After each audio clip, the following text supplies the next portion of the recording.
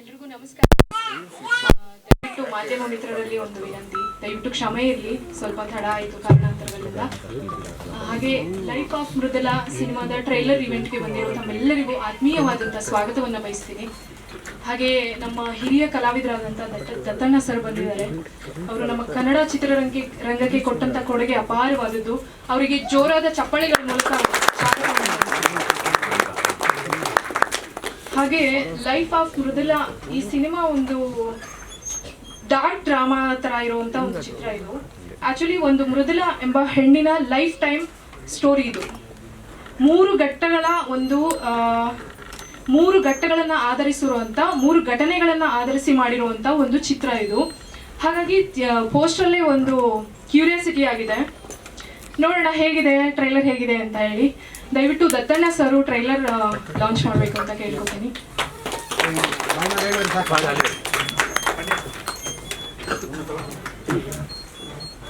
ಯಾರಿಗೆ ಕೇಳಿಸ್ಬೇಕು ನಾನು ಹೇಳೋದನ್ನ?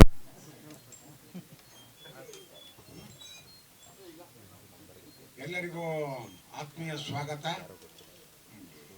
ಲೈಫ್ ಆಫ್ ಮೃದುಲ ಈ ಸಿನಿಮಾದ ಟ್ರೇಲರ್ ಈಗ ಲಾಂಚ್ ಆಗಲಿದೆ.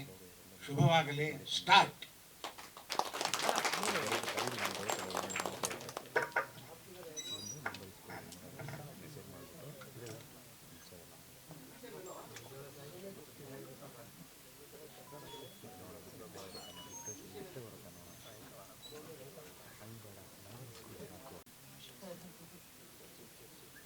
ಆಶಾ ಸುಜಯ್ ಮೇಡಮ್ ಕೂಡ ವೇದಿಕೆ ಮೇಲೆ ಬರ್ಬೇಕಂತ.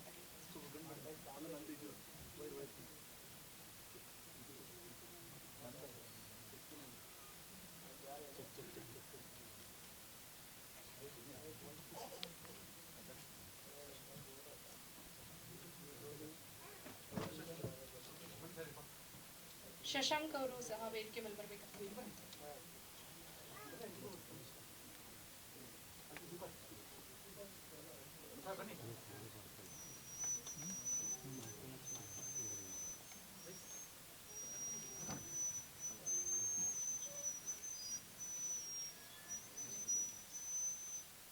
ಜಗದೀಶ್ ಸರ್ ಕೂಡ ವೇದಿಕೆ ಮೇಲೆ ಬರ್ಬೇಕಂತ ಕೇಳ್ಕೊತೀನಿ. ಜಗದೀಶ್ ಸರ್ ದಯಮಾಡಿ ವೇದಿಕೆ ಮೇಲೆ ಬರಬೇಕು.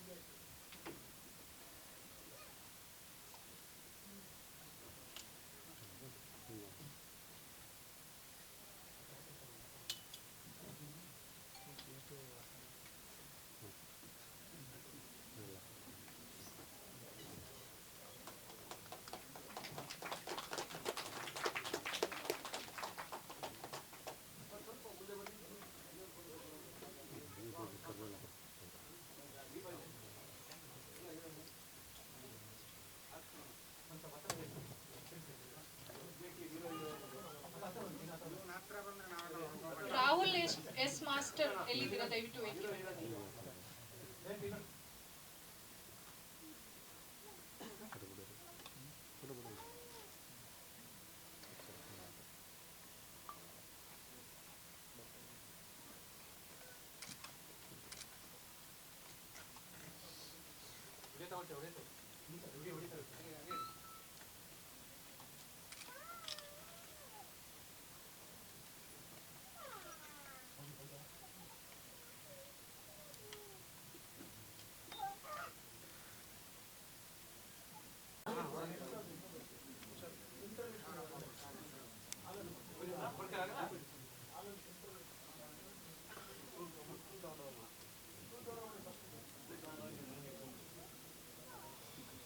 ಎಲ್ಲರಿಗೂ ನಮಸ್ಕಾರ.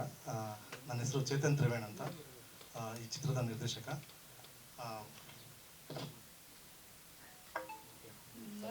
ನಿಮ್ಮ ಚಿತ್ರ, ನಿಮ್ಮ ಮೊದಲನೇ ಚಿತ್ರ ಇದು ಸರ್. ಟ್ರೈಲರ್ ಬಿಟ್ಟಿದ್ದೀವಿ, ನಿಮಗೆಲ್ಲ ಇಷ್ಟ ಆಗಿದೆ ಅಂತ ಅಂದ್ಕೊಳ್ತೀನಿ. ಇದೊಂದು ಸಣ್ಣ ಪ್ರಯತ್ನ. ನಾವೆಲ್ಲ ಹೊಸಬರೇ ಸೇರಿ ಮಾಡುವಂಥ ಸಿನಿಮಾ. ಮೊದಲನೇ ಸರಿಗೆ ಈ ಕಥೆನ ನಾನು ಮದನ್ ಹೋಗಿ ಅಪ್ರೋಚ್ ಮಾಡಿದಾಗ ತುಂಬ ಉತ್ಸಾಹದಿಂದ ಮಾಡೋಣ ಅಂತ ಮುಂದೆ ಬಂದ. ಅಲ್ಲಿಂದ ಸ್ಟಾರ್ಟ್ ಆಗಿದ್ದ ಜರ್ನಿ ಇಲ್ಲಿವರೆಗೂ ತಂದು ನಿಲ್ಲಿಸಿದೆ. ತುಂಬ ಪ್ಯಾಷನೇಟ್ ಆಗಿರುವಂತಹ ಪ್ರೊಡ್ಯೂಸರ್ ಮದನು ಮತ್ತು ಯೋಗಿ ದೇವಗಂಗೆ ಸರ್ ಈ ಸಿನಿಮಾಗೆ ಪ್ರೊಡ್ಯೂಸ್ ಸಹ ಮಾಡಿದ್ದಾರೆ ಮತ್ತು ಈ ಸಿನಿಮಾಗೆ ಸಾಹಿತ್ಯ ಮತ್ತು ಸಂಭಾಷಣೆ ಬರೆದಿದ್ದಾರೆ. ಅದಾದಮೇಲೆ ಕ್ಯಾಮ್ರಾಮ್ಯಾನ್ ಅಂತ ಅಚ್ಚು ಸರ್ ಆಗಿರ್ಬೋದು, ವಸಂತ್ ಎಡಿಟ್ರು, DI ದೀಪಕ್ ಆಗಿರ್ಬೋದು, VFX ಸುಪ್ರೀತ್ ಆಗಿರ್ಬೋದು, ಪೋಸ್ಟ್ ಡಿಸೈನರು ಆಚಾರ್ಯ ಶ್ರೀನಿಧಿ ಆಚಾರ್ಯ ಆಗಿರ್ಬೋದು, ವಿಘ್ನೇಶ್ ಪೂಜಾರಿ ಆಗಿರ್ಬೋದು, ಪ್ರತಿಯೊಬ್ಬ ಟೆಕ್ನಿಷಿಯನ್ಸು ನಮಗೆ ತುಂಬ ಸಪೋರ್ಟಿವ್ ಈ ಸಿನಿಮಾನ ಮಾಡಿದ್ರು. ಅಂದರೆ ಯಾರು ಪೇಮೆಂಟು ಮತ್ತೊಂದು ಅಲ್ಲದೆ ನಮಗೆ ಸಿನಿಮಾ ತುಂಬ ಚೆನ್ನಾಗಿದೆ, ಕಂಟೆಂಟ್ ತುಂಬ ಚೆನ್ನಾಗಿದೆ ಅಂತ ನಮಗೆ ಬೆನ್ನೆಲುಬಾಗಿ ನಿಂತು ಮಾಡಿದ್ರು. ಅದಾದಮೇಲೆ ಕಲಾವಿದರು ಅಂದರೆ ಕಲಾವಿದಂತ ಬಂದಿದ ತಕ್ಷಣ ಆಶಾ ಮೇಡಮ್ ಆಗಿರ್ಬೋದು, ಪೂಜಾ ಅವರಾಗಿರ್ಬೋದು, ಅದಾದಮೇಲೆ ಈ ಸಿನಿಮಾದಲ್ಲಿ ಮೇನ್ ಲೀಡ್ ನಿರ್ಮಾಪಕರಲ್ಲದೆ ಈ ಸಿನಿಮಾದಲ್ಲಿ ಮೇನ್ ಲೀಡ್ ಮಾಡಿರುವಂಥ ಮದನ್ ಆಗಿರ್ಬೋದು, ಮತ್ತು ನಮ್ಮ ಶಶಾಂಕ್ ಆಗಿರ್ಬೋದು, ಫಸ್ಟ್ ಟೈಮ್ ಕ್ಯಾಮ್ರಾ ನೋಡ್ತಿರೋದು, ಇವನು one of the main lead ಮಾಡಿದ್ದಾನೆ. ಆಮೇಲೆ ಪ್ರತಿಯೊಬ್ಬರು ಅನೂಪ್ ಥಾಮಸ್ ಆಗಿರ್ಬೋದು, ಶರೀಫು, ಇದರ ತುಂಬ ತಾರಾಬಳಗ, ತುಂಬ ದೊಡ್ಡ ತಾರಾಬಳಗ ಇದೆ ಈ ಸಿನಿಮಾದಲ್ಲಿ. ಎಲ್ಲ ಹೊಸಬ್ರೆ, ಆಲ್ಮೋಸ್ಟ್ ನಿಮಗೆ ಒಂದು 99 ಭಾಗ ಎಲ್ಲ ಹೊಸಬ್ರೆ ಇರ್ತಾರೆ ಈ ಸಿನಿಮಾದಲ್ಲಿ. ಎಲ್ಲರೂ ಹೊಸಬ್ರೆ ಸೇರಿ ಮಾಡಿರುವಂತಹ ಇದು ಎಲ್ಲರೂ ಪ್ರೀತಿಯಿಂದ, ಅಂದರೆ ಕಷ್ಟಪಟ್ಟು ಮಾಡಿದ್ದೀವಿ ಅಂತಂದರೆ ತುಂಬ ಅತಿಶಕ್ತಿ ಆಗುತ್ತೆ ಅನ್ಸುತ್ತೆ. ಮೇ ಬಿ ನಾವೆಲ್ಲ ಇಷ್ಟಪಟ್ಟು ಮಾಡಿದ್ದೀವಿ ಎಲ್ಲರೂ, ಪ್ರತಿಯೊಬ್ಬರು ಯಾವುದೇ ರೀತಿಯ ಏನು ಪೇಮೆಂಟು ಮತ್ತೊಂದು ಯಾವುದನ್ನು ಕೇರ್ ತಗೊಳ್ದೆ ಕತೆ ಕೇಳಿದ ತಕ್ಷಣ ನನಗೆ ಇವತ್ತಿಗೂ ಚೆನ್ನಾಗಿ ನೆನಪಿದೆ. ಆಶಾ ಮೇಡಮ್ ನನ್ನ ಕತೆ ಹೋದಾಗ ಕಣ್ಣಲ್ಲಿ ಹಾಕೊಂಡ್ಬಿಟ್ಟು, ಸರ್ ಏನು ಸರ್ ಈ ಥರ ಹೇಳ್ತಿದ್ರೆ ಕತೆ ಅಂತ.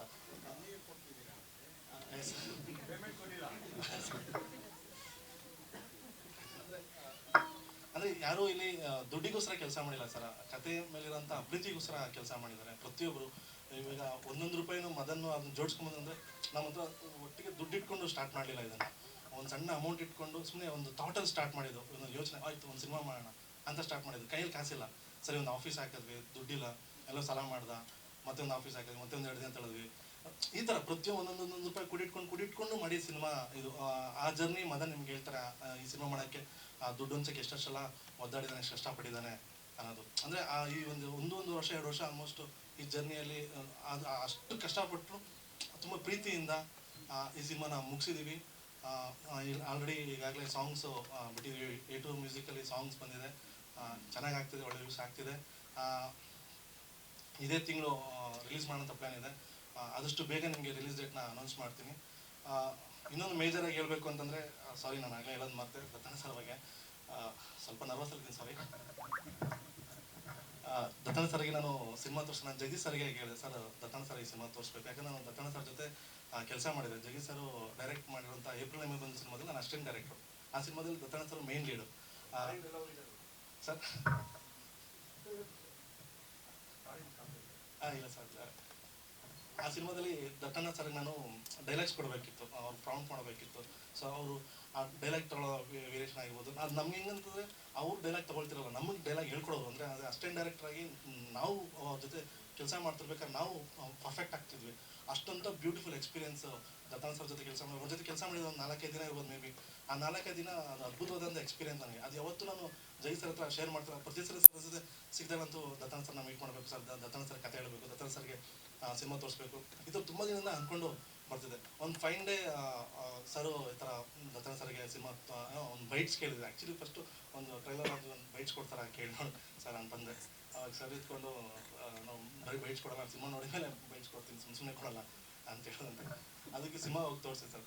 ಲಿಟ್ಲರಿ ಅವ್ರು ನಮ್ಮ ಮನೆಗೆ ಕರೆದು ಕುಳಿಸ್ಕೊಂಡು ನಮಗೆ ಬಿಸ್ಕೆಟ್ ಕೊಡ್ತಾ ಇರೋದು ಬಿಸ್ಕೆಟ್ ತಿನ್ನಿಸ್ತಾ ನಮಗೆ ಇಡೀ ಸಿನಿಮಾನ ಯಾವುದೇ ಡಿಸ್ಟರ್ಬೆನ್ಸ್ ಅಂದರೆ ಆ 2 ಅವರ್ ಸಿನಿಮಾನ ನೀಟಾಗಿ ಕೂತ್ಕೊಂಡು ನೋಡೋದು ಸರ್. ನಾನು ನಿಜವಾಗ್ಲೂ ಅಷ್ಟು ಪೇಷನ್ಸಾಗಿ ಸಿನಿಮಾ ನೋಡೋದು ತುಂಬ ಕಷ್ಟ ಇದೆ.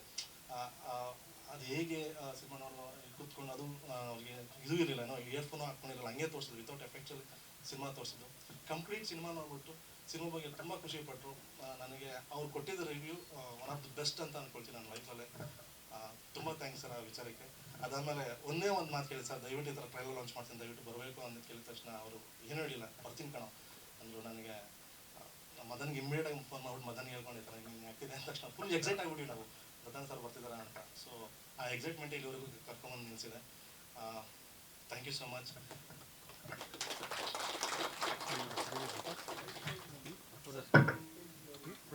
ಸರಿ ಸರ್, ಇದು this is a lifetime, story of lifetime. ಅಂದರೆ ಒಂದು ಹುಡುಗಿ ಹುಡುದಾಗಿಂದ ಅವಳು ಕೊನೆಯವರೆಗೂ ಅವಳ ಲೈಫಲ್ಲಿ ನಡೆಯುವಂತಹ ಒಂದು ಜರ್ನಿ ಸರ್, ಕಂಪ್ಲೀಟ್ ಜರ್ನಿ. ಒಂದು ಹೆಣ್ಣಿನ ಮೃದುಲಾ ಅಂತ ಒಂದು ಹೆಣ್ಣಿನ ಕಂಪ್ಲೀಟ್ ಜರ್ನಿ ಸ್ಟೋರಿನೇ ಈ ಸಿನಿಮಾ ಮೂಲ ಸರ್.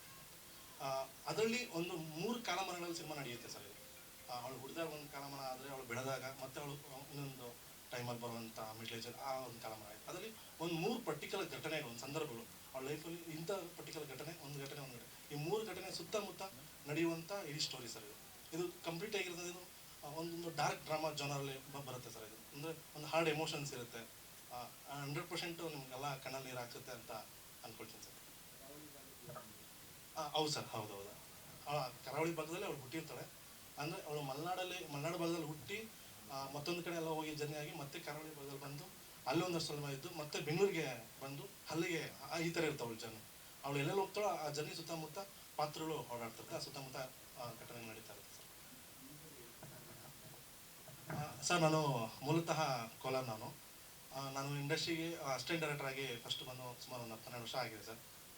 ಅಸಿಸ್ಟೆಂಟ್ ಡೈರೆಕ್ಟರ್ ಒಂದಷ್ಟು ಸಿನಿಮಾಗಳಲ್ಲಿ ಕೆಲಸ ಮಾಡಿದ್ದೀನಿ. ಅದಾದಮೇಲೆ ಒಂದಷ್ಟು ಕಿರುಚಿತ್ರಗಳನ್ನು ನಿರ್ದೇಶನ ಮಾಡಿದ್ದೀನಿ ಸರ್. ಅದಾದಮೇಲೆ ಇದು ನನ್ನ ಮೊದಲನೇ ಸಿನಿಮಾ ಡೆಬ್ಯೂ ಸರ್. ಹೌದು ಸರ್.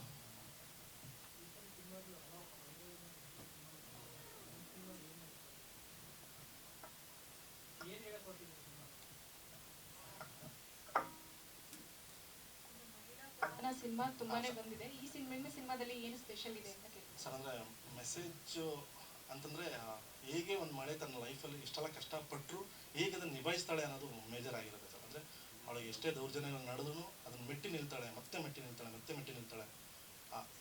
ಈ ಥರ ಬರುತ್ತೆ ಸರ್. ಕೊನೆಗೆ ಎಲ್ಲಿವರೆಗೂ ಮೆಟ್ಟಿ ನಿಲ್ಬೋದು ಆ ಕ್ಲೈಮ್ಯಾಕ್ಸಲ್ಲಿ. ಸೊ ಅದು ತೋರಿಸ್ತೀನಿ ಸರ್. ಅಂದರೆ ಅವಳು ಎಷ್ಟು ಸ್ಟ್ರಾಂಗ್ ಅನ್ನೋದನ್ನ ತೋರಿಸ್ತೀನಿ. ಮೃದುಲ ಅಂದ ತಕ್ಷಣ ಅವಳು ತುಂಬ ಮೃದು ಸ್ವಭಾವದವಳು. ಬಟ್ ಆ ಮೃದು ಸ್ವಭಾವದವಳು ಎಷ್ಟು ಗಟ್ಟಿಯಾಗಿದ್ದಾಳೆ ಅನ್ನೋದನ್ನ ಇಂಡೈರೆಕ್ಟಾಗಿ ಹೇಳ್ತಾ ಹೋಗ್ತೀನಿ sir.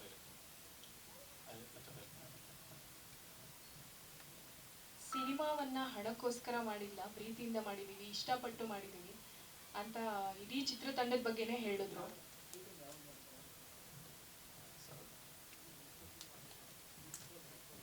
October 21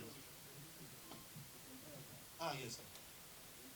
sensor A certificate sir. ಇದು ಜಾನರೇ ಸ್ವಲ್ಪ ಒಂದು ಪ್ರಾಶೂಟ್ ಜಾನರ್ ಆ ಥರ ಎಲ್ಲ ಬರುತ್ತೆ ಸರ್. ಸ್ವಲ್ಪ ಆ ಜಾನರ್ ಬಂದು ಹೋಗುತ್ತೆ. ಬಟ್ ಎ ಸರ್ಟಿಫಿಕೇಟ್ ಅಂದ ತಕ್ಷಣ ಎಲ್ಲ ವಲ್ಗರಿಟಿ ಇದೆ ಆ ಥರ ಏನಿಲ್ಲ ಸರ್. Yes sir. ಸರ್ ಅದೊಂದು ಸರ್ ಅವರು ಕರೆದಿದೆ 3 ಗಂಟೆಗೆ ಬರ್ಬೇಕಂತ ಕರೆದಿದೆ. ಬಟ್ ಕಾರಣಾಂತರದಿಂದ ಅವ್ರು ಇನ್ನೂ ಬಂದಿಲ್ಲ ಸರ್. ಅದು ಬೇಕಿದ್ದಾರೆ.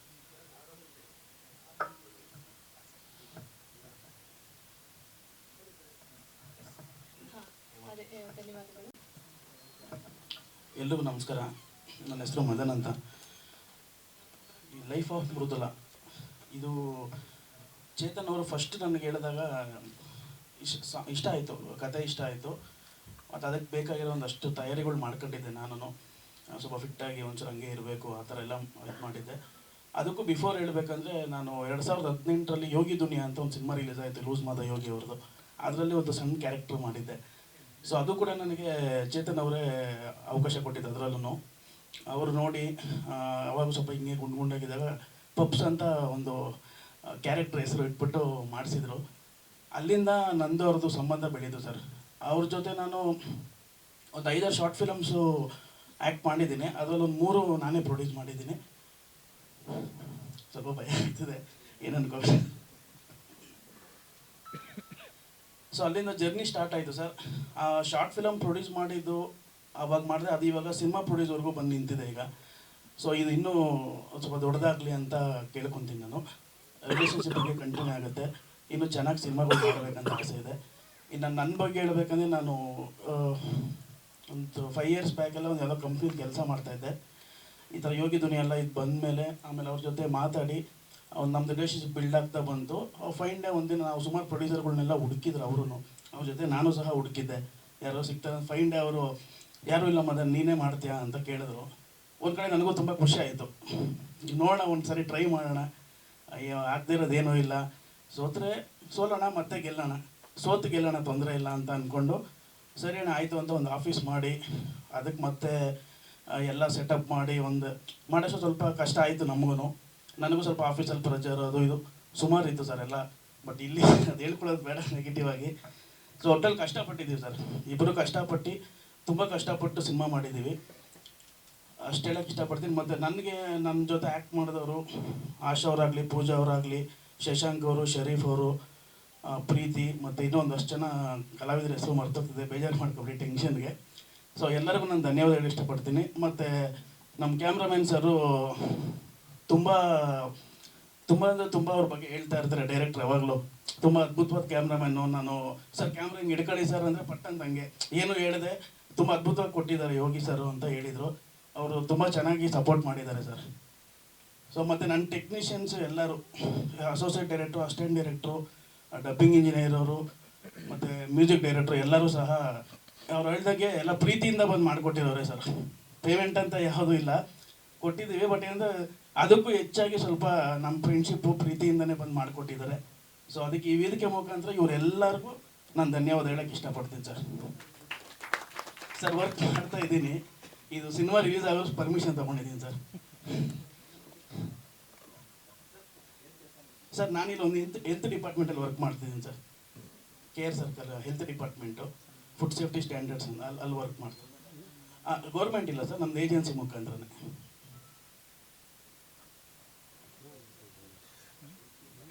ಹಾಂ ಹೌದು.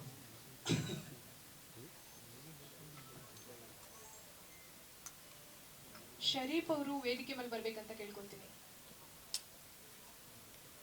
ಶರೀಫ್ ಸರ್ ಅಂತ ಮೃದುಲಾ ಸಿನಿಮಾದ ಬಗ್ಗೆ ನನಗೆ ಕತೆ ಹೇಳಿದ್ದು ನಮ್ಮ ಶೆಟ್ರ ಸ್ಟುಡಿಯೋದಲ್ಲಿ. ಆ ಕತೆ ಕೇಳ್ತಿದ್ದಂಗೆ ನಾನು ಅವ್ರು ಹೇಳ್ದಂಗೆ ಸ್ವಲ್ಪ ದುಃಖ ಜಾಸ್ತಿನೇ ಬಂತು.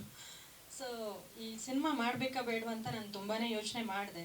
ಯಾಕಂದರೆ ಇವರು ಕತೆ ಹೇಳಿದ ರೀತಿ ನೋಡಿದ್ರೆ ಆಗಲೇ ಹೇಳಿದ್ರಲ್ಲಿ ಸ್ವಲ್ಪ ಬೇರೆ ಥರ ಕ್ಯಾರೆಕ್ಟರ್ ಇರೋವಂಥ ಹುಡುಗಿ ಜೀವನ ಕತೆ ಇದು.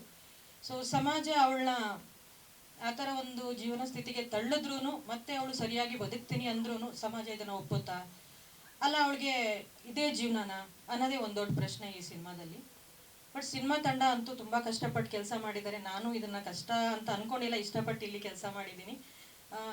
ಎಲ್ಲರೂ ತುಂಬ ಶ್ರಮಪಟ್ಟು ಈ ಸಿನಿಮಾನ ಮಾಡಿದ್ದಾರೆ. ಆದಷ್ಟು ಬೇಗ ತೆರೆ ಮೇಲೆ ಬರ್ತೀವಿ, ಎಲ್ಲರ ಸಪೋರ್ಟ್ ಇರಲಿ ಅಂತ ಕೇಳ್ಕೊತೀನಿ. Thank you.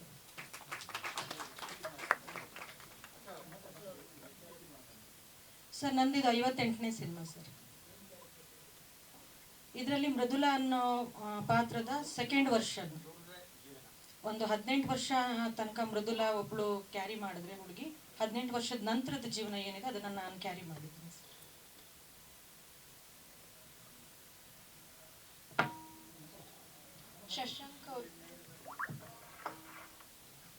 ಶಶಾಂಕ್ ಸರ್ ದಯವಿಟ್ಟು ಮಾತಾಡಬೇಕು ಸಿನಿಮಾ ಬಗ್ಗೆ ಒಂದೆರಡು ಮಾತು.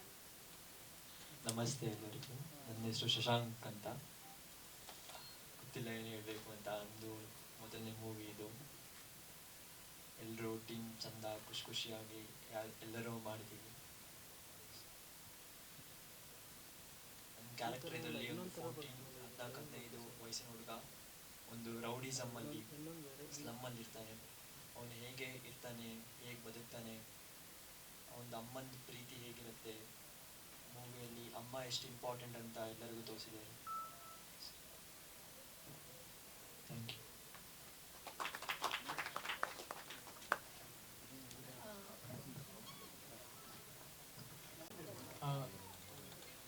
ಇಲ್ಲಿ ಬಂದಿರುವಂಥ ಎಲ್ರಿಗೂ ನನ್ನ ನಮಸ್ಕಾರಗಳು. ನನ್ನ ಹೆಸರು ರಾಹುಲ್ ಅಂತ.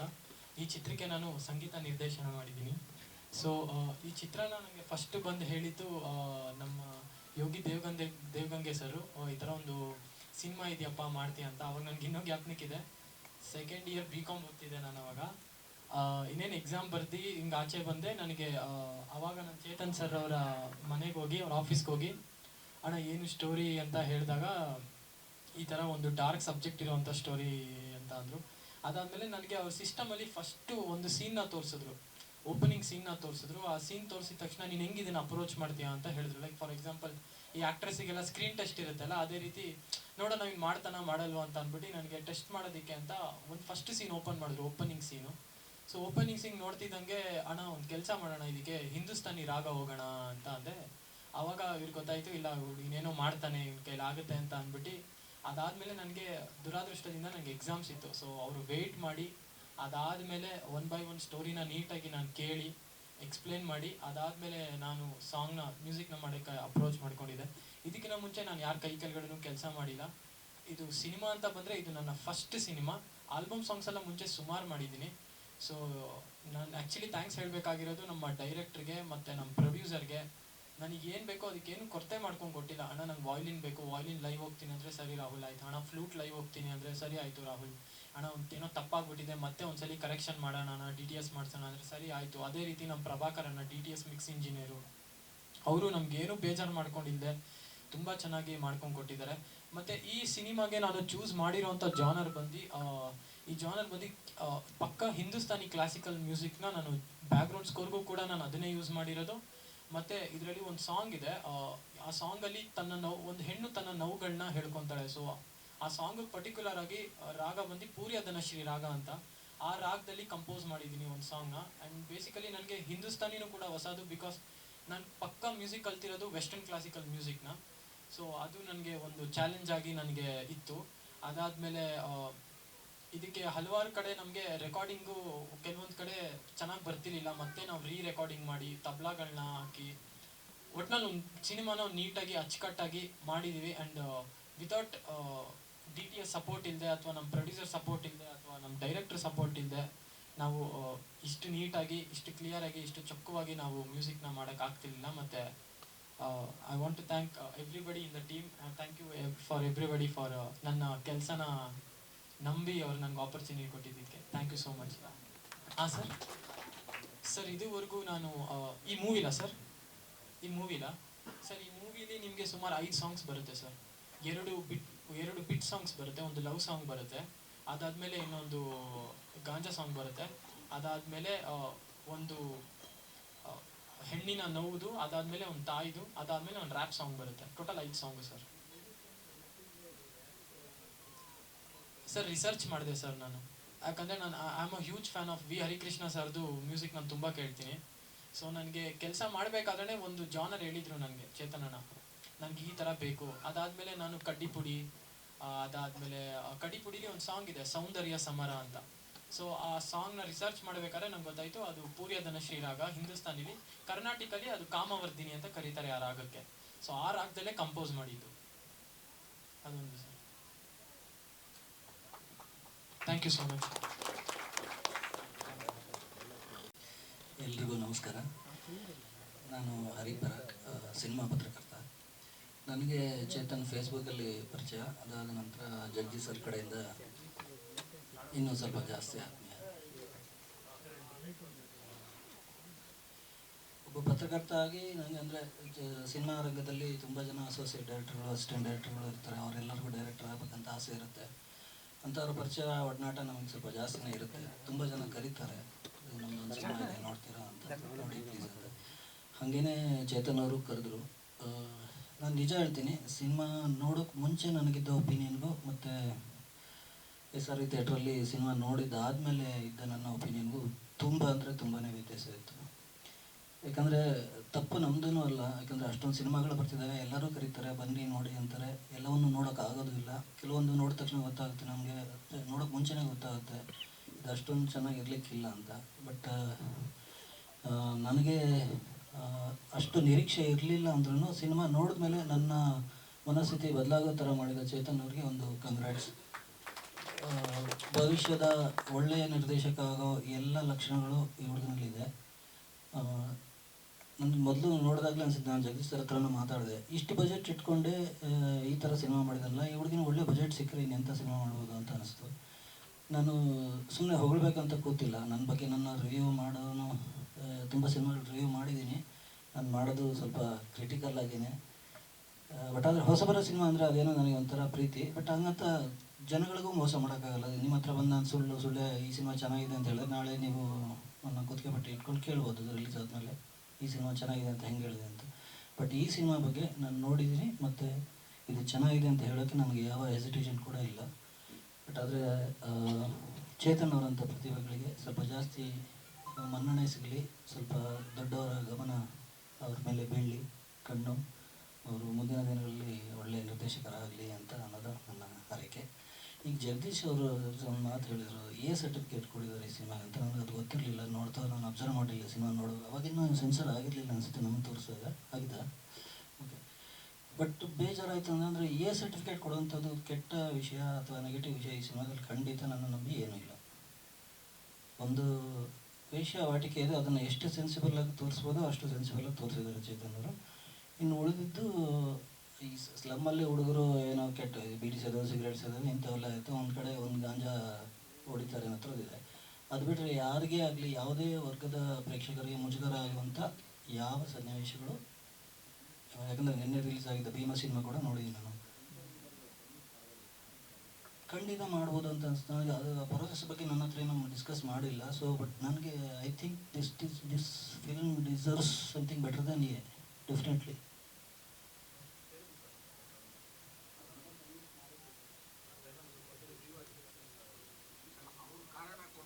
ಕಾರಣಗಳು ಏನು ಕೊಟ್ಟಿದ್ದಾರೆ ಅದನ್ನು ಇಟ್ಕೊಂಡು ಮಾತಾಡಬೇಕಿತ್ತು ನೀವು.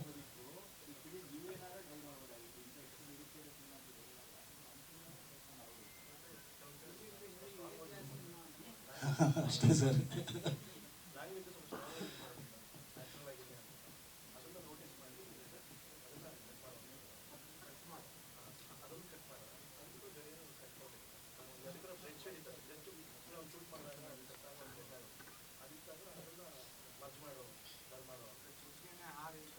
ಅಂಥವೆಲ್ಲ ಇದ್ದಾವೆ. ಈಗ ನಾನು ಅದೇ ಎಕ್ಸಾಂಪಲ್ ಕೊಟ್ಟಿದ್ದು ಅಂದರೆ ಭೀಮಾ ಸಿನಿಮಾನ ನೋಡಿದ್ದೀವಿ, ಎಂತೆಂಥ ಸೀನ್ಸ್ ಇದ್ದಾವೆ, ಎಂಥ ಡೈಲಾಗ್ಸ್ ಇದ್ದಾವೆ. ಅದಕ್ಕೆ ನೋಡಿದೆ, ಅದಕ್ಕೂ ಇದಕ್ಕೆ ಅದು ಇದು ಅಂದರೆ ಯಾವನೇ ಸ್ವಾಮಿ ಅಂತ ಕೇಳೋಣ ಅನಿಸುತ್ತೆ. ಯಾಕಂದರೆ 2 ಸಿನಿಮಾ ನೋಡಿದ್ದೀನಿ ನಾನು.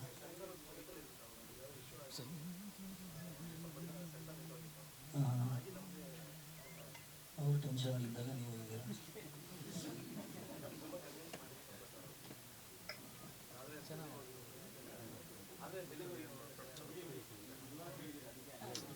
ಇದರಲ್ಲಿ ಮೇನ್ ವಿಲನ್ ಆಗಿ ಪಾತ್ರ ಮಾಡಿದ್ದಾರೆ. ನಮಸ್ತೆ ಎಲ್ಲರಿಗೂ. ನನ್ನ ಹೆಸರು ಶರೀಫ್ ಅಂತ. ಚೇತನ್ ಅವರು ಒಂದು ಕ್ಯಾರೆಕ್ಟರ್ ಮಾಡಿಸ್ಬೇಕು ಅಂದ್ಬಿಟ್ಟು ನಾನು ಫುಲ್ ಹೊಡೆದ್ರು. ಬನ್ನಿ ಆಫೀಸಿಗೆ ಅಂತ ಬಂದೆ. ಆಮೇಲೆ ಹೇಳಿದ್ರು ನನಗೆ ಈ ಥರ ಪಾತ್ರ ಮಾಡಬೇಕು ಅಂತ ಕ್ಯಾರೆಕ್ಟರ್. ಬಟ್ ನಾನು ನ್ಯಾಚುರಲಿ ನಾನು ವೆರಿ ಸಾಫ್ಟ್ ಹಾರ್ಟೆಡ್. ಬಟ್ ಅವ್ರ ಕ್ಯಾರೆಕ್ಟರ್ ಕೊಟ್ಟಿರೋದು ಎಂಥದಂದರೆ ತುಂಬ ಕಠಿಣವಾದದ್ದು. ನಾನು ಮನಸ್ಸಾಗಿಲ್ಲ, ಮತ್ತು ಇದ್ರೂ ಏನು ಮಾಡಬೇಕು, ಮಾಡಲೇಬೇಕಲ್ಲ ಅಂದ್ಬಿಟ್ಟು ಮಾಡಿದ್ದೀನಿ. ನಾನು ಪ್ರಯತ್ನ ಪಟ್ಟಿದ್ದೀನಿ. ನಾನು ಎಷ್ಟು ಚೆನ್ನಾಗಿ ಮಾಡಿದ್ದೀನಿ ದೇವ್ರ ಮೇಲೆ. Thank you so much for Chetan and ನಮ್ಮ ಪ್ರೊಡ್ಯೂಸರ್ ಸರ್, ಆಮೇಲೆ ಮೀಡಿಯಾದವರು. Thank you so much.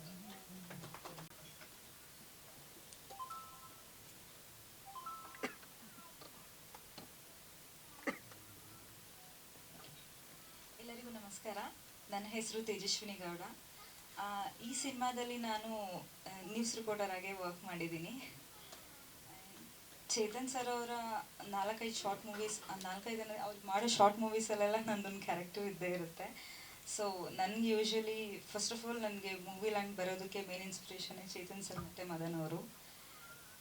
ಅವ್ರು ನನಗೆ ಕೊಟ್ಟ ಸಪೋರ್ಟ್, ಮತ್ತು ಇಲ್ಲ ಯು ಕ್ಯಾನ್ ಆ್ಯಕ್ಟ್ ಅಂತ ಅವ್ರು ನನಗೆ ಕೊಟ್ಟಿದ್ದ ಮಾರಲ್ ಸಪೋರ್ಟೇ ನನಗೆ ಹೆಲ್ಪ್ ಆಯಿತು. ಆ್ಯಂಡ್ ಆ್ಯಕ್ಟಿಂಗ್ ಅಂತ ಬಂದರೆ ನನಗೆ ಚೇತನ್ ಸರಿಂದನೇ ಕಲ್ತಿದ್ದೀನಿ. ಯೂಶ್ವಲಿ ಅವರೇ ನನಗೆ ಪ್ರತಿಯೊಂದು ಗೈಡ್ ಮಾಡೋರು. ತುಂಬ ಖುಷಿಯಾಗುತ್ತೆ ಈ ಮೂವಿಯಲ್ಲಿ ಆ್ಯಕ್ಟ್ ಮಾಡೋದಕ್ಕೆ. ನನಗಿದರಲ್ಲಿ ಬೇರೆ ರೋಲ್ ಕೂಡ ಅವ್ರು ಅಪ್ರೋಚ್ ಮಾಡಿದರು. ಇವತ್ತು ರಿಗ್ರೆಟ್ ಮಾಡ್ತಿದ್ದೀನಿ, ಅವತ್ತು ನಾನು ರಿಜೆಕ್ಟ್ ಮಾಡಬಾರ್ದಿತ್ತು ಅಂತ. But I am happy. ನಾನು ಏನು ರೋಲ್ ಅಂದರೆ ಏನು ಕ್ಯಾರೆಕ್ಟರಲ್ಲಿ ವರ್ಕ್ ಮಾಡಿದ್ನೋ ಅದರಲ್ಲಿ ನನಗೆ ಖುಷಿ ಇದೆ. And thanks team, special thanks to Chetan sir and Madan. ಎಲ್ಲರಿಗೂ thanks. All the best for Mrudula. Thank you.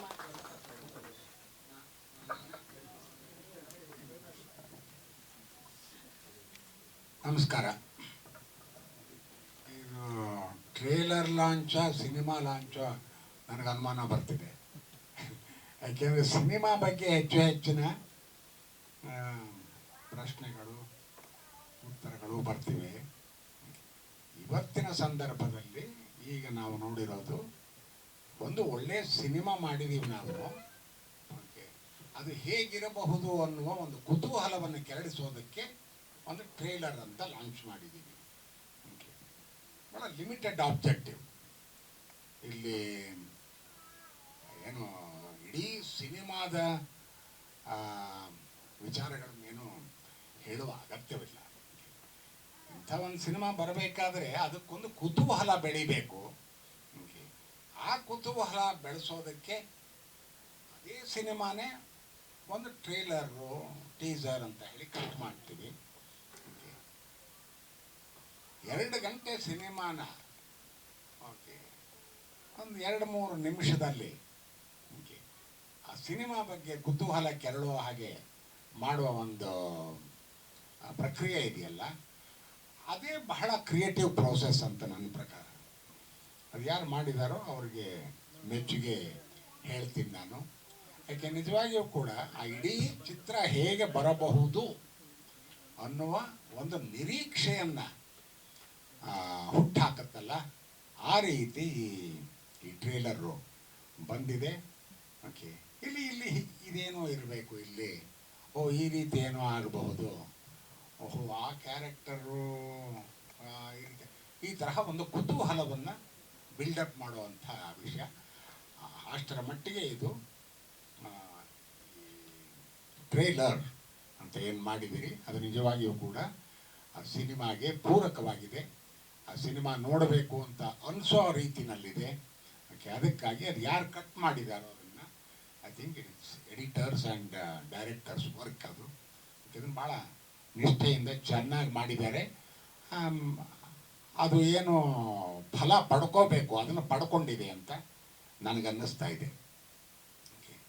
ಅದು ಕೂಡ ಇಷ್ಟೆಲ್ಲ ಸಿನಿಮಾ ಬಗ್ಗೆ ಚರ್ಚೆ ಆಗಿದೆ ಅಂತ ಅಂದರೆ ನಾನು ಒಂದಿಷ್ಟು ಸಿನಿಮಾ ಬಗ್ಗೆ ಹೇಳಬೇಕಾಗತ್ತೆ. ಹಾಗೆ ನಾನು ಸಿನಿಮಾ ನೋಡಿದ್ದೀನಿ. ನಾನು ಸ್ವಲ್ಪ ಕೆಟ್ಟ ವಿಮರ್ಶಕ. ಸಿನಿಮಾನ ಅಷ್ಟು ಸುಲಭವಾಗಿ ಒಪ್ಕೊಳ್ಳಲ್ಲ ನಾನು ಯಾವುದನ್ನು. ಯಾಕೆ ನನಗೆ ಏನಾದ್ರು ಒಂದು ಸ್ಕ್ರಿಪ್ಟ್ ಆಗಲಿ ಒಂದು ಸಿನಿಮಾ ಆಗಲಿ ನೋಡಿದರೆ ಕೆಟ್ಟ ಅಂಶಗಳು ಹೆಚ್ಚಿಗೆ ಬೇಗ ಕಣ್ಣಿಗೆ ತಲುಪುತ್ತೆ, ಕಿವಿಗೆ ತಲುಪುತ್ತೆ.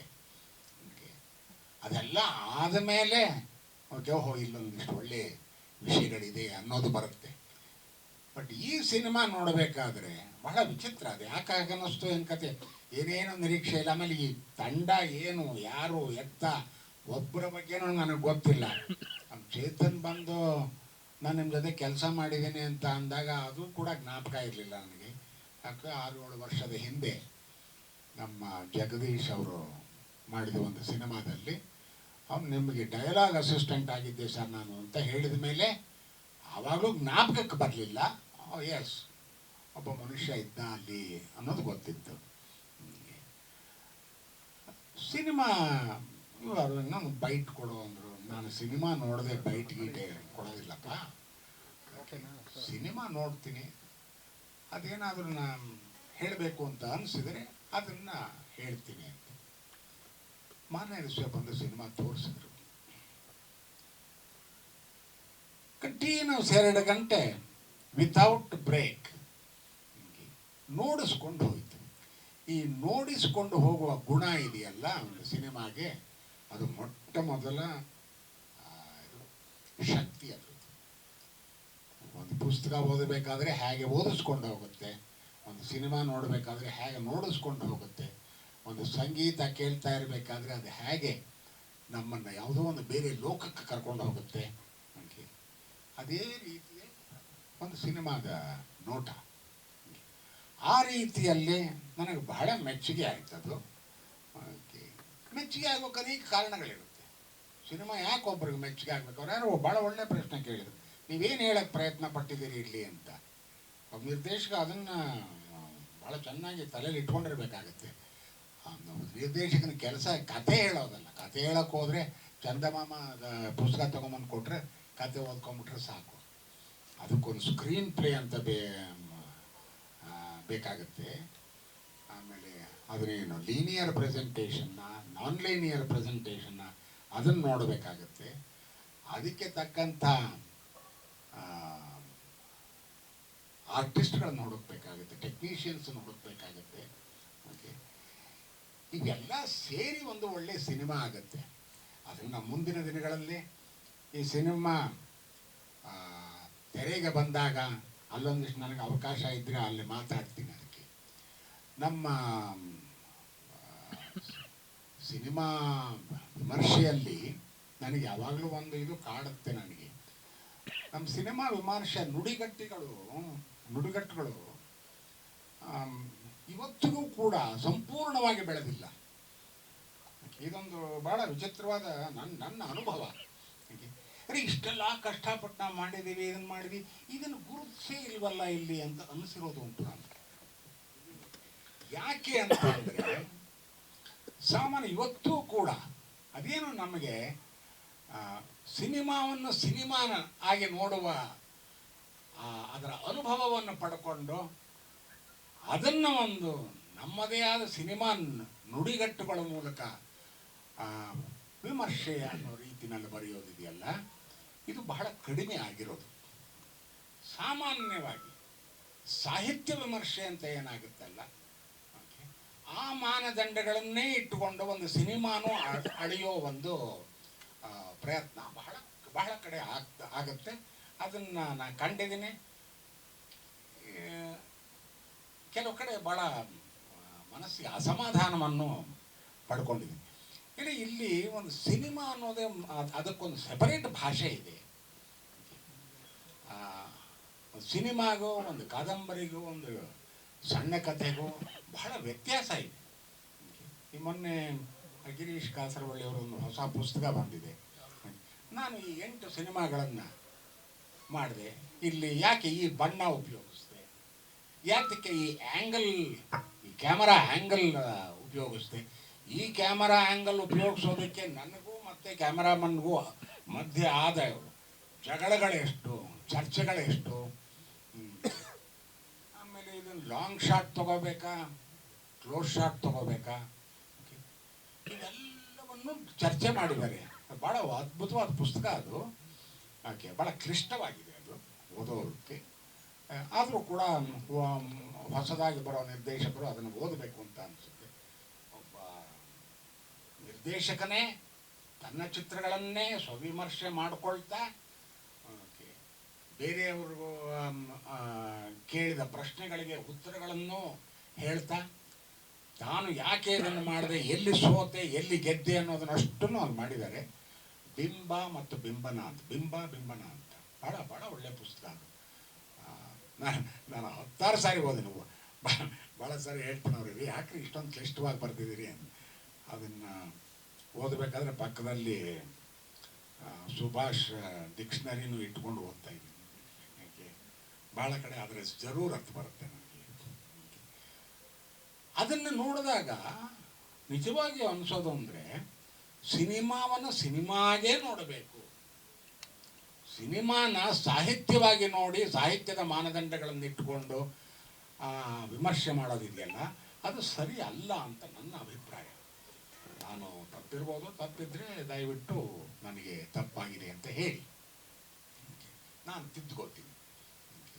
ಸಿನಿಮಾಗೆ ಒಂದು ಸೆಪರೇಟ್ ಭಾಷೆ ಇದೆ, ಅದನ್ನು ನೋಡುವ ರೀತಿ ಬೇರೆ ಇದೆ, ಅದನ್ನು ಮಾಡುವ ರೀತಿ ಬೇರೆ ಇದೆ, ಆಮೇಲೆ ಅದರ ಅನುಭವ ಬೇರೆ ಇದೆ, ಓದಿನ ಅನುಭವ ಬೇರೆ ಇದೆ.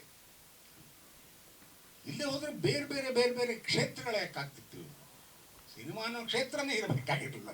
ಬರೇ ಗೃಹಭಂಗ ಇವರು ಭೈರಪ್ಪನವ್ರು ಬರೆದಿದ್ದು ನಾವೆಲ್ಲ ಓದ್ಬಿಟ್ಟಿದ್ರೆ ಸಾಕಾಗಿತ್ತು. ಅದನ್ನ ಯಾಕೆ TV ಪರದೆಗೆ ತರಬೇಕಾಗಿತ್ತು? ಅದನ್ನು ಈ ವಿಷಯಗಳನ್ನು ಕೂಡ ಚರ್ಚೆಗೆ ಒಳಪಡಿಸಬೇಕಾದ ಸಂದರ್ಭ. ಯಾವುದೋ ಒಂದು ಬೇರೆ ಕಾಲದಲ್ಲಿ ಈ ಚಿತ್ರಕ್ಕೆ ಸಂಬಂಧಪಟ್ಟಂತೆ ಅದನ್ನು ಮಾತಾಡ್ತೀನಿ. ಈಗ ಚಿತ್ರದ ಬಗ್ಗೆ ನಾನು ಮಾತಾಡಲ್ಲ, ಚಿತ್ರವನ್ನು ನೋಡಿದ ಒಂದು ಅನುಭವ ಮಾತ್ರ ನಾನು ಹೇಳ್ತೀನಿ. ನಿಜವಾಗಿ ಬಹಳ ಗಾಢವಾಗಿ ನನ್ನ ಮನಸ್ಸಿಗೆ ತಟ್ಟಿದೆ ಚಿತ್ರ. ಯಾಕೆ ತಟ್ಟಿತು ಅಂತ ಕೆಲವು ಸಾರಿ ನಮಗೆ, ನಾನು ವಿಮರ್ಶಕನಲ್ಲ, ಆದ್ರಿಂದ ನನಗೆ ಆ ನುಡಿಗಟ್ಟುಗಳು ಸಿಗೋದಿಲ್ಲ, ಹೇಗೆ ಹೇಳಬೇಕು ಅಂತ ಗೊತ್ತಾಗಲ್ಲ, ಅನುಭವಿಸ್ತೀನಿ. ಹೇಗೆ ಹೇಳ್ತೀನಿ ಅನ್ನೋದು ವಿಮರ್ಶಕನಿಗೆ ಬಿಟ್ಟಿದ್ದು. ಅವನು ಹೊಸ ಇದನ್ನು ಪದಗುಚ್ಛಗಳನ್ನು ಸೃಷ್ಟಿ ಮಾಡ್ತಾನೆ ಅದನ್ನು ಹೇಳೋದಕ್ಕೆ. ಅದೇ ಅವನ ಚೈತನ್ಯ. ಅದು ನಮಗೆ ಆ ಚೈತನ್ಯ ಇಲ್ಲ. ಒಂದು ಗಾಢವಾದ ದಟ್ಟವಾದ ಅನುಭವ ಸಿಕ್ಕಿತ್ತು, ರಿಮಾರ್ಕಬಲ್ ಅಂತ ಅನ್ನಿಸ್ತು. ನನಗೆ ಸಿಕ್ಕ ಅನುಭವವೇ ಇನ್ನೊಬ್ಬನಿಗೂ ಸಿಗಬೇಕು ಅಂತ ಇಲ್ಲ, ಇನ್ನೊಬ್ಬನಿಗೆ ಸಿಕ್ಕ ಅನುಭವವೇ ಮತ್ತೊಬ್ಬನಿಗೆ ಸಿಗಬೇಕು ಅಂತಲೂ ಇಲ್ಲ. ಲೋಕೋ ಭಿನ್ನ ರುಚಿ, ಒಬ್ಬೊಬ್ಬರಿಗೆ ಒಂದೊಂದು ಅನುಭವ. ಆ ಅನುಭವ ಹೇಗೆ ಬರುತ್ತೆ ಅಂದರೆ ತನ್ನ ಜೀವನದ ಸ್ವಂತ ಅನುಭವದ ನೆಲೆಯಲ್ಲಿ ಆ ಹೊಸ ಅನುಭವವನ್ನು ಅವ್ನು ಪಡ್ಕೊತಾನೆ. ಸಾಮಾನ್ಯವಾಗಿ ಒಂದು ಒಳ್ಳೆಯ ಸಿನಿಮಾ ಅಂತ ಏನು ಅಂತೀವಿ ಅಂದರೆ ಅದರೊಳಗೆ ಒಂದಿಷ್ಟು ಯೂನಿವರ್ಸಲ್ ವ್ಯಾಲ್ಯೂಸ್ ಇರುತ್ತೆ. ಆ ಯೂನಿವರ್ಸಲ್ ವ್ಯಾಲ್ಯೂಸ್ನ ಎಲ್ಲರಿಗೂ ಚೆನ್ನಾಗಿ ಗಾಢವಾಗಿ ತಲುಪುವ ರೀತಿಯಲ್ಲಿ ಚಿತ್ರೀಕರಿಸಲಾಗಿರುತ್ತೆ. ಅದು ಒಂದು ಚಿತ್ರದ ವೈಶಿಷ್ಟ್ಯ. ಇದನ್ನು ನಾವು ಸತ್ಯಜಿತ್ತರ ಈ ಸಿನಿಮಾಗಳಲ್ಲಿ ಕೆಲವಲ್ಲಿ ಪಡ್ಕೊಂಡ್ವಿ. ಗಿರೀಶ್ ಕಾಸರವಳ್ಳಿ ಅವರ ಸಿನಿಮಾದಲ್ಲಿ ಪಡ್ಕೊಂಡ್ವಿ, ಶೇಷಾದ್ರಿ ಅವರ ಸಿನಿಮಾಗಳಲ್ಲಿ ಕೆಲವು ಪಡ್ಕೊಂಡ್ವಿ. ಆದ್ದರಿಂದಲೇ ಒಬ್ಬ ಬೆಳೆಯೋ ನಿರ್ದೇಶಕ ಏನಿದ್ದಾನೆ ಅಥವಾ ಟೆಕ್ನಿಷಿಯನ್ಸ್ ಏನಿದ್ದಾರೆ, ಇವರೆಲ್ಲ ಚಿತ್ರಗಳನ್ನು ಬರೀ ನೋಡೋದಷ್ಟೇ ಅಲ್ಲ, ಅದನ್ನು ಅನುಭವಿಸಬೇಕು. ಮತ್ತು ಆ ಅನುಭವ ಯಾಕೆ ಹಾಗಾಯಿತು ಅವನಿಗೆ ಅನ್ನೋದನ್ನು ಕ್ಲಾರಿಫೈ ಮಾಡ್ಕೋಬೇಕು ತನಗೆ ತಾನು. ಆವಾಗ ತನ್ನ ಮುಂದಿನ ಕೆಲಸಗಳಲ್ಲಿ ಅವುಗಳನ್ನು ಹೇಗೆ ತನಗೆ ಬೇಕಾದ ರೀತಿಯಲ್ಲಿ ಪಳಗಿಸ್ಕೋಬಹುದು ಅನ್ನೋದು ಅವನ ಕೈಗೆ ಸಿಗುತ್ತೆ. ಆ ರೀತಿಯಲ್ಲಿ ಚೇತನ್ ಅನ್ನೋ ಹುಡುಗ, ಅವನು ಹುಡುಗ ಅಂತಾನೆ ಅಂತೇನೆ, ಇನ್ನೂ 35 ವರ್ಷ, ಅವನಿಗೇನು ಮದುವೆ ಆಗಿಲ್ಲ ಅಂತೇನು, ಆಗಿಲ್ಲ. ಆದರೆ ಮಾನವೀಯ ಸಂಬಂಧಗಳು ಅಂತ ಏನಂತೀವಿ ಅದು, ಅದರೊಳಗೂ ಒಬ್ಬ ಹೆಣ್ಣಿನ ಜೀವವನ್ನು ಯಾವ ರೀತಿ ಅವನು ತನಗೆ ತಾನು ವಿಮರ್ಶೆ ಮಾಡಿಕೊಂಡು ಅದನ್ನು ಜನರಿಗೆ ತಲುಪಿಸುವ ಪ್ರಯತ್ನ ಮಾಡಿದಾರಲ್ಲ, ಅದು ನಿಜವಾಗಿಯೂ ಕೂಡ ನನಗೆ ಬಹಳ ಮೆಚ್ಚುಗೆ ಆಯಿತು. ಬಹಳ ಸೂಕ್ಷ್ಮವಾದ ವಿಷಯ ಈ ವೇಶ್ಯಾವಾಟಿಕೆ, ವೇಶ್ಯರ ಜೀವನ ಅಂದರೆ ಅದು ಈ ಇತ್ತೀಚಿನ ನಮ್ಮ ಸಿನಿಮಾಗಳಲ್ಲಿ ಅದು ಆದಷ್ಟು ಈ ಕಡೆಗೆ ತರಹ ಇರುತ್ತೆ. ಆಮೇಲೆ ಆ ಥರ ವಾಲಬೇಕು ಅಂತ ಎಕ್ಸ್ಪೆಕ್ಟ್ ಮಾಡೋ ಅನೇಕರು ಇರ್ತಾರೆ. ಆದರೆ ಇಲ್ಲಿ ಒಂದು ಕಡೆಯೂ ಕೂಡ ಒಂಥರ ಕೊಲುಗಿನ ಮೇಲೆ ನಡೆಯೋದು ಅಂತಾರಲ್ಲ, ಸ್ವಲ್ಪ ಈ ಕಡೆ ಆದರೂ ಬಿದ್ದ, ಈ ಕಡೆ ಆದರೂ ಬಿದ್ದ, ಆ ತರಹ ಒಂದು ಕಡೆಯೂ ಆಗದೇ ಇರೋ ಹಾಗೆ, ಯಾರಿಗೂ ಮುಜುಗರ ಆಗದೇ ಇರೋ ಹಾಗೆ ಪಾತ್ರಗಳನ್ನು ಸೃಷ್ಟಿ ಮಾಡಿದರೆ ಅದೇ ರೀತಿ ಪಾತ್ರಗಳು ಅವನ್ನ ಅನುಭವಿಸಿ ಮಾಡಿದ್ದಾರೆ. ಹೀಗಾಗಿ ಒಂದು ಬಹಳ ಸೂಕ್ಷ್ಮವಾದ ವಿಷಯವನ್ನು ಬಹಳ ಸೂಕ್ಷ್ಮವಾಗಿ ಹ್ಯಾಂಡಲ್ ಮಾಡಿದ್ದಾರೆ. ಅದು ಕೂಡ ನನಗೆ ಬಹಳ ಮೆಚ್ಚುಗೆ ಆದಂಥ ವಿಷಯ. ಇವರು ಈ ಟ್ರೇಲರ್ನಲ್ಲಿ ಅವಿಷ್ಟು ಕಾಣಿಸೋಕೆ ಸಾಧ್ಯವಿಲ್ಲ. ಟ್ರೇಲರ್ನಲ್ಲಿ ಒಂದು ಕಥಾನಕ ಅಂತ ಏನಂತೀವಿ, ಅದಕ್ಕೆ ಒಂದು ಸಣ್ಣ ಮುನ್ನುಡಿ ಬರೆದ ಹಾಗಷ್ಟೇ. ಸಿನಿಮಾ ನಿಜವಾಗಿಯೂ ಕೂಡ ಬಹಳ ಗಾಢವಾಗಿ ತಟ್ಟೋದು ಒಂದು, ಆಮೇಲೆ ಒಂದು ಸೂಕ್ಷ್ಮ ವಿಷಯವನ್ನು ಯಾವ ರೀತಿ ಪ್ರೆಸೆಂಟ್ ಮಾಡಬೇಕು ಸಮಾಜಕ್ಕೆ ಅನ್ನೋದು, ಅಲ್ಲಿ ಇವರು ಪ್ರೆಸೆಂಟ್ ಮಾಡಿರೋ ರೀತಿ ಒಳಗೆ ಸಮಾಜ ನಿಜವಾಗಿಯೂ ಕೂಡ ತನ್ನನ್ನು ತಾನು ಪ್ರಶ್ನಿಸಿಕೊಳ್ಳೋ ರೀತಿಲಿದೆ. ಛೇ, ನಾವು ಈ ರೀತಿ ಬದುಕ್ತಿದ್ದೀವ? ಒಂದು ಹೆಣ್ಣು ತಾನು ಚೆನ್ನಾಗಿ ಬದುಕಬೇಕು, ತನ್ನ ಮಗನನ್ನು ಚೆನ್ನಾಗಿ ನೋಡ್ಕೋಬೇಕು, ಏನೇನೋ ಕಲ್ಪನೆಗಳನ್ನು ಇಟ್ಕೊಂಡು ಕನಸುಗಳನ್ನು ಇಟ್ಕೊಂಡು ಬದುಕುವಂಥ ಸಮಯದಲ್ಲಿ ಯಾವ್ಯಾವುದೋ ಕಾರಣಕ್ಕೆ ಯಾವುದೋ ಒಂದು ಕತ್ತಲೆ ಗೂಡಿನಲ್ಲಿ ಬಂಧಿಯಾಗಿ ಬೇರೆ ಯಾರೋ ಅವು ಹೇಳಿದ ರೀತಿಯಲ್ಲಿ ಅವು ಬದುಕಬೇಕಾದ ಪ್ರಸಂಗ ಬರುತ್ತಲ್ಲ, ಅದನ್ನು ನೋಡಿದಾಗ ಸಮಾಜದಲ್ಲಿ ಯಾರೇ ಆಗಲಿ, ಛೇ, ನಾವು ನಿಜವಾಗಿ ಬದುಕ್ತಾ ಇರೋ ರೀತಿ ಸರಿ ಇಲ್ಲ ಕಣ್ರಿ, ನಾವು ಸಮಾಜದಲ್ಲಿ ಇರೋಕ್ಕೆ ಲಾಯಕ್ಕಿಲ್ಲ, ನಾವು ಇಷ್ಟು ಕೂಡ ನಮ್ಗೆ ಅರ್ಥವಾಗಲಿಲ್ಲ ಅಂತ ಅಂದರೆ ಬದುಕೇನು ಪ್ರಯೋಜನ? ಈ ರೀತಿಯ ಸಂದೇಶಗಳು ಸಿಗುವ ಸೂಚನೆಗಳಿದೆ ಈ ಸಿನಿಮಾದಲ್ಲಿ. ಹಾಗಾಗಿ ನನಗೆ ಬಹಳ ಮೆಚ್ಚುಗೆ ಆಗಿದ್ದು. ಓಕೆ, ಒಂದೇ ಒಂದು ಇದರೊಳಗೆ ಹೇಳಬೇಕು ಅಂತಂದರೆ ಮಾನವೀಯ ಮುಖವನ್ನು ಓಕೆ ಸಿನಿಮಾದಲ್ಲಿ ಬಹಳ ಚೆನ್ನಾಗಿ ಪ್ರೆಸೆಂಟ್ ಮಾಡಿದ್ದಾರೆ. ಇದು ನನಗೆ ಬಹಳ ಸಂತೋಷ ಕೊಟ್ಟಿದೆ. ಹಾಗಾಗಿ ಅದನ್ನು ನೋಡಿದ ತಕ್ಷಣ ಒಂದು 3-4 ಜನಕ್ಕೆ ಹೇಳಿದೆ, ನೋಡ್ರಪ್ಪ ಅವರು ಏನೋ ಇದನ್ನು ಕೊಟ್ಟರು, ಇಲ್ಲ ಬೇಕಾದ್ರೆ ನೀವು ಇನ್ನೊಂದು 4 ಜನಕ್ಕೆ ತೋರಿಸ್ಬೋದು ಅಂತ ಯಾರೋ ಒಬ್ರಿಗೆ ಹೇಳಿದೆ. ಅವರು ಅದನ್ನು ನೋಡಿದ ತಕ್ಷಣ ಅವ್ರನ್ನ ಕರೆದ್ರು, ನೀವು ಬನ್ನಿರಿ ನಿಮ್ಮ ಹತ್ರ ಮಾತಾಡಬೇಕು, ನೀವು ಯಾವ್ದಾದ್ರು ನೆಕ್ಸ್ಟ್ ಸಿನಿಮಾ ನಮಗೆ ಮಾಡಿಕೊಡೋದಾದ್ರೆ ಮಾಡಿಕೊಡಿ ಅಂತ. ನನಗೆ ಸಂತೋಷ ಆಯಿತು, ಹೇಳಿದ್ದು ಸಾರ್ಥಕ ಆಯಿತು ಅಂತ. ಈ ರೀತಿ ಈ ಸಿನಿಮಾ ಆ್ಯಕ್ಚುಲಿ ನಾನು ಸಿನಿಮಾ ಬಗ್ಗೆ ಇಷ್ಟೊಂದು ಮಾತಾಡಬಾರ್ದು, ಇವತ್ತು ಮಾತಾಡಬೇಕಾಗಿರೋದು ಬರೀ ಟ್ರೇಲರ್ ವಿಷಯ ಮಾತ್ರ. ಟ್ರೇಲರ್ ಕೂಡ ಚೆನ್ನಾಗಿ ಕಟ್ ಮಾಡಿದ್ರಿ, ಅದು ಒಂದು ದೊಡ್ಡ ಕಲೆ. ಅದು ಗಂಟೆ ಇದನ್ನು 2 ನಿಮಿಷದಲ್ಲಿ ಹೇಗೆ ನಾನು ಕುತೂಹಲಕಾರಿಯಾಗಿ ಹೇಳ್ತೀನಿ ಅಂತ.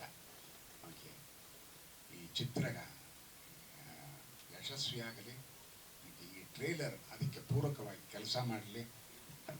ಮುಂದೆಲ್ಲೋ ಒಂದು ದಿವಸ ಇದೇ ಚೇತನ್ ಬಹಳ ದೊಡ್ಡ ಮನುಷ್ಯನಾಗಿದ್ದಾಗ ನಾವು ಅಲ್ಲಿ ಪಕ್ಕದಲ್ಲೂ ಹೋಗ್ತಾ ಇರ್ಬೇಕಾದ್ರೆ, ಸರ್ ನೀವು ನಮ್ಮ ಟ್ರೇಲರ್ ಲಾಂಚ್ ಮಾಡಿದ್ರಿ ಅಂತ ಹೇಳಿ ನಮಗೆ ನಮ್ಮನ್ನು ಜ್ಞಾಪಿಸ್ಕೊಳ್ಳಿ ಅಂತ ಹೇಳಿ ಎಲ್ಲರಿಗೂ. ಆಮೇಲೆ ಪರ್ಫಾರ್ಮೆನ್ಸಸ್ ಅದ್ರ ಬಗ್ಗೆ ನಾನು ಹೇಳೋದು, ನಾನು ಆ್ಯಕ್ಟರ್ ಆಗಿರೋದು ಹೇಳ್ತಿದ್ದೀನಿ. ಇಡೀ ಚಿತ್ರದಲ್ಲೆಲ್ಲ ಕೆಲವರು ಹೊಸಬರಿದ್ದಾರೆ ಅಂತ ಹೇಳಿದರು. ಆ ಹುಡುಗ ಹೇಳಿದ್ನಲ್ಲ ನಂದು ಹೊಸದು ಅಂತ, ಇವರೇನೋ ಕೆಲವು ಚಿತ್ರಗಳನ್ನು ಮಾಡಿದ್ದಾರೆ. ಒಂದು ಕಡೆಯೂ ಕೂಡ ಇದಿಲ್ಲ, ದೇರ್ ಇಸ್ ನೋ ಎಕ್ಸಾಜರೇಷನ್. ಅಥವಾ ಈ ಪಾತ್ರಧಾರಿ ಮೊಟ್ಟ ಮೊದಲ ಸಾರಿ ತೆರೆ ಮೇಲೆ ಬರ್ತಾ ಇದ್ದಾನೆ, ಆದ್ದರಿಂದ ಲಾಟ್ ಆಫ್ ಇದು ತಪ್ಪುಗಳು ಕಾಣುತ್ತೆ ಅಂತ ಇಲ್ಲ. ಎಲ್ಲವೂ ಕೂಡ ಎಷ್ಟು ಚೆನ್ನಾಗಿ ಬಂದಿದೆ ಅಂತ ಅಂದರೆ, ಪ್ರತಿಯೊಂದು ಪಾತ್ರವೂ ಕೂಡ ಹೀಗೇ ಮಾಡಬೇಕು, ಹೀಗೇ ಇರಬೇಕು ಅನ್ನೋ ರೀತಿಯಲ್ಲಿ ಬಂದಿದೆ. ಅದು ನನಗೆ ಬಹಳ ಮೆಚ್ಚುಗೆ ಆಗಿತ್ತು. ಆದ್ದರಿಂದ ಅವರೆಲ್ಲರಿಗೂ ಕೂಡ ಶುಭ ಹಾರೈಕೆಗಳನ್ನು ಹೇಳ್ತಾ ನನ್ನ ಮಾತನ್ನು ಮುಗಿಸ್ತೇನೆ.